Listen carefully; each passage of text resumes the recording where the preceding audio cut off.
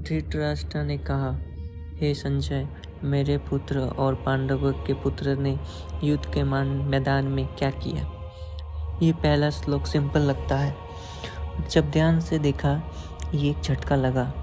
धृतराष्ट्र ने कहा, मेरे पुत्र और पांडवों के पुत्र का मतलब उसने पहले ही अपने और दूसरों के बीच एक लाइन खींच दी थी। वो अंधा था, आंखों से भी और मन से भी। वो सच नहीं देखना चाहता था, उसे सिर्फ अपनी जीत की चिंता थी। अजय की कहानी। मैं भी धृतराष्ट्र था। एक समय था, मैं सब कुछ खो रहा था, रिश्ते का भरोसा, परिवार का सपोर्ट, करियर का फोकस, इमोशनल स्ट्रेंथ। शादी हुई और मैंने सोचा अब सब ठीक हो जाएगा, एक अपना होगा, जैसा अपना दर्द बांट पाऊंगा। लेकिन वो अपनापन भी दिखावा निकला। मैं जिसे जीवन साथी समझता था उसने मुझे इमोशनली तोड़ दिया।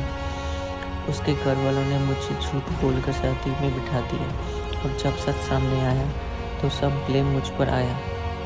मैं चिल्लाया, रोता रहा, छुपा रहा, पर दिल के अंदर एक ही आवाज़ आती थी, सब गलत है, सब मुझे समझते नहीं। पर एक दिन रात के 2 बजे मैं अकेला था, हाथ में बियर की ग्लास था, टीवी चालू था, यूट्यूब भी चल रहा था। तब किसी ने कहा, कृष्णा से मिलो, गीता पढ़ो। मैं पहली बार गीता खोला और जो पहला शब्द था धृतराष्ट्र उच्च रहा। उस वक्त ऐसा लगा जैसे कृष्णा मेरे कान में कह रहे हो, तू भी तो अंधा बन गया है अजय, तू बस ब्लेम कर रहा है, तू देख नहीं पा रहा है, तूने खुद को कैसे तोड़ दिया है।